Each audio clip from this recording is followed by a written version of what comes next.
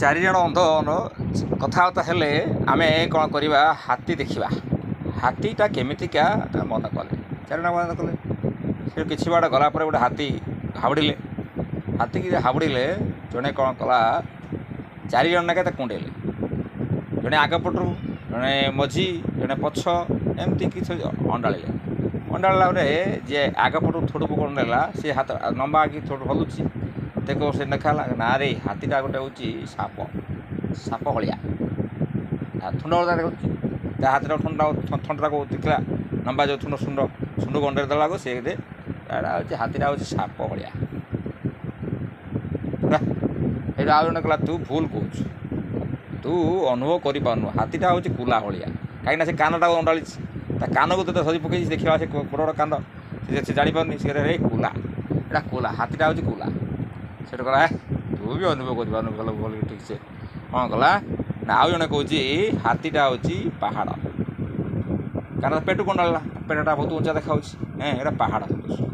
ସେଠୁ ଆଉ ଜଣେ ପଛପଟ ଯିଏ ଧରିଥିଲା, ସେ କହିଲା, ହାତୀଟା ହେଉଛି ଦୌଡ଼ି ଭଳିଆ, ରଶ୍ମି ଭଳିଆ ଦେଖାଯାଉଛି, ସଦୃଶ ଦେଖାଯାଉଛି, ଅନୁଭବ ହେଉଛି। ସିଏ କହିଲେ ଅନ୍ଧ, ସେ ଅନୁଭବ କରି ଏଇଟା ରସିଟା ନା, ଆଉ ଅନ୍ଧ ଦେଖିପାରିବ ତ, ଅନ୍ଧ ଧରିକି ହାତ ଦେଖୁଛି, ଏଇଟା ରସି। ତେଣୁ ଚିନ୍ତା କରନ୍ତୁ, ଚାରିଜଣ ଅନ୍ଧ ଚାରି ପ୍ରକାର ହାତୀକୁ କହିଲେ। ଜଣେ କହିଲା ସାପ, ଜଣେ କହିଲା ପାହାଡ଼, ଜଣେ କହିଲା କୁଲା, ଜଣେ କହିଲା ଦୌଡ଼ି। ସାପ, ଦୌଡ଼ି ଏବଂ କୁଲା ଆଉ ପାହାଡ଼, ଏ ଚାରିଜଣ ନାଇଁ କହିଲେ। କାହିଁ କହିଲେ ଆଜ୍ଞା? ଆଖି ନାହିଁ ନା ସିଏ କହିଲେ।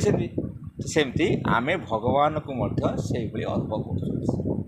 ଠିକ୍ ସେ କହିପାରୁନାହାନ୍ତି ଭଗବାନ କିଏ, ଆମେ ଅନ୍ଧ ଭଳିଆ ଅଣ୍ଡାଳୁଛନ୍ତି।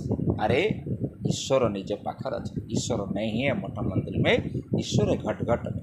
ନିଜ ଭିତରକୁ ଆମେ ଝାଙ୍କିକି ଅନେଇବା, ଦର୍ଶନ କରିବା, ଧ୍ୟାନ ସହିତ ଦେଖିବା, ଆମରି ଭିତରେ ଈଶ୍ୱର କୋଉଠି ନାହାନ୍ତି। ଆମେ ଖାଲି ବାହିରେ ଖୋଜୁଛନ୍ତି, ଖାଲି ଭଟକୁଛନ୍ତି, ଭଟକା ହୁଆ ଦେବତା ଆମେ ସମସ୍ତେ। ତେଣୁ ଆଜି ଏ ମନ୍ଦିରକୁ ଯା, ସେ ମନ୍ଦିରକୁ ଯା, ସବୁ କରୁଛନ୍ତି। କାହିଁକି ନା ଶାନ୍ତି ପାଉନାହାନ୍ତି, ମଣିଷ ସଂସାର ଭିତରେ ଅଛନ୍ତି।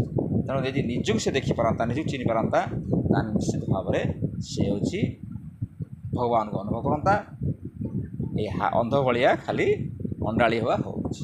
ଯେମିତି ଅନ୍ଧ ଚାରିଜଣ, ଚାରି ପ୍ରକାର ହାତୀ, ଗୋଟିଏ ହାତୀକୁ ସେ ଚାରି ପ୍ରକାର ସେ କହିପାରିଲେ। କାହିଁକି ନା ତାଙ୍କ ଆଖି ନାହିଁ।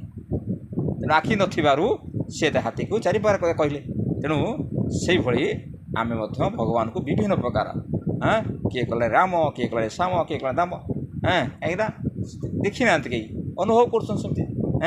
ତେଣୁ ଈଶ୍ୱର କିଏ ନା, ଈଶ୍ୱର ସେତେବେଳେ ଅନୁଭବ କରିବା ଯେତେବେଳେ ନିଜକୁ ଆମେ ଚିହ୍ନିବା। ନିଜକୁ ଚିହ୍ନିପାରିବା, ନିଶ୍ଚିତ ଭାବରେ ଆମେ ଈଶ୍ୱରକୁ ଜାଣିପାରିବା। ତେଣୁ ସମସ୍ତେ ଆସନ୍ତୁ, ଆଗେ ପ୍ରଥମେ ନିଜକୁ ଚିହ୍ନନ୍ତୁ, ଆଉ ନିଜକୁ ଚିହ୍ନିଲା ପରେ, ନିଜେ ଜାଣିଲା ପରେ ଆମେ ନିଶ୍ଚୟ ଅନୁଭବ କରିବେ। କାରଣ ଈଶ୍ୱର ନେଇ ମଠ ମନ୍ଦିର ମେ ଈଶ୍ୱର ଘଟ ଘଟ। ହରି ଓମ୍ ଶାନ୍ତି।